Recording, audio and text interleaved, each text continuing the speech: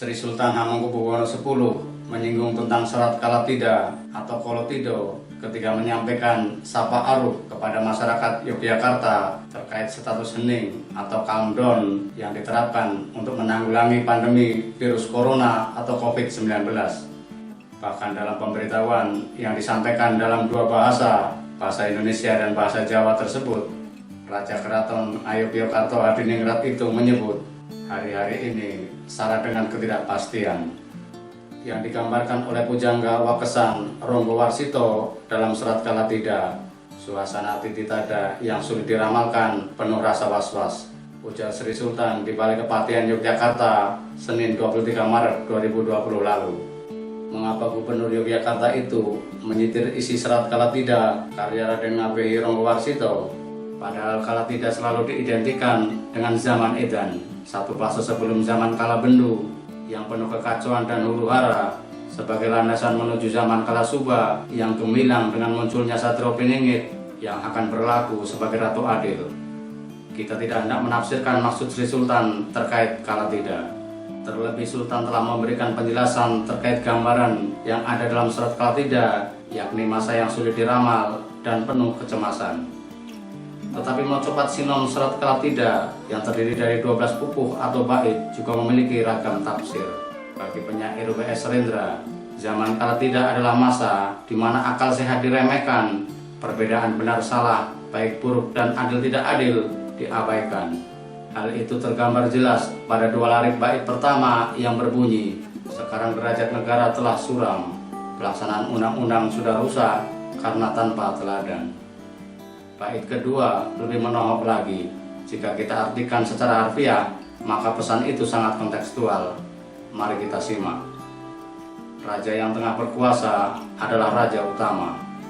Perdana menterinya pun seorang yang terpilih. Para menteri juga bercita-cita mensejahterakan rakyat. Pegawai dan aparatnya pun baik-baik. Meski demikian, tidak menjadi penolak atas zaman terkutuk ini. Malahan keadaan semakin menjadi-jadi, berbagai rintangan yang mengganggu, berbeda-beda perbuatan angkara orang seluruh negara. Sedang pada pupuh ketujuh dan yang paling sering menjadi rujukan selengkapnya berbunyi, menghadapi zaman edan, keadaan menjadi serba sulit. Turut serta edan tidak tahan, apabila tidak turut serta melakukan, tidak mendapat bagian, akhirnya menderita kelaparan. Sudah kehendak Tuhan Allah, betapapun bahagianya orang yang lupa, lebih berbahagia mereka yang sadar dan waspada. Pertanyaannya, adakah hal-hal demikian itu di masa sekarang ini? Benarkah sekarang kita tengah berada di fase zaman edan? Munculnya musibah saat ini yang sudah diprediksi oleh Al-Habib Haidar bin Ali Assegaf dalam sebuah video di YouTube yang diunggah setahun lalu menampakkan wajah asli para pemimpin kita. Mana yang dapat bertindak cepat dan tepat, mana yang dia menunggu sambil tes ombak agar kebijakannya tetap terkesan populis. Lalu adakah yang tengah disinggung oleh Sri Sultan? Pandemi virus corona yang melanda hampir seluruh wilayah Indonesia memang sangat mencemaskan. Status kejadian luar biasa atau KLB dan juga tanggap darurat yang diterapkan sejumlah pemerintahan daerah belum dapat menjawab persoalan. Demikian juga penerapan pembatasan sosial dari mulai penutupan sekolah, tempat kerja, tempat wisata, hingga tempat beribadah belum terlihat efektif melokalisir sebaran virus yang bermula di Wuhan, Cina tersebut. Karena mungkin sudah terlambat dan masih kurangnya kesadaran sebagian masyarakat untuk mematuhi imbauan pemerintah. Bahkan sejak pertama kali diumumkan 2 Maret lalu oleh Presiden Joko Widodo, kini jumlah orang yang positif terpapar virus corona sampai dengan Selasa 24 Maret 2020 telah mencapai 686, di mana 30 orang dinyatakan sembuh, sedang 55 lainnya meninggal dunia. Artinya, ada penambahan jumlah yang sangat signifikan. Belum ada tanda-tanda kapan status darurat akan selesai. Desakan penutupan wilayah atau lockdown terus bergema. Namun Presiden Jokowi telah menegaskan tidak akan melakukan lockdown atau karantina wilayah dan melarang daerah melakukan karena hal itu kewenangan pemerintah pusat.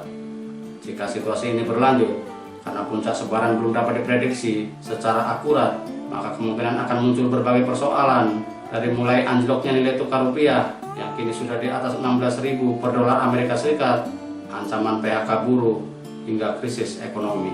Kita tentu sangat tidak berharap munculnya gejolak sosial sebagai dampak situasi yang penuh ketidakpastian atau keraguan-raguan seperti disinggung Sri Sultan Hamengkubuwono. Oleh karenanya, kita mendesak pemerintah sigap dan tepat dalam membuat kebijakan untuk menghadapi pagebluk ini. Bila memang perlu karantina wilayah atau lockdown, lakukanlah secepatnya sebelum menjadi terlambat.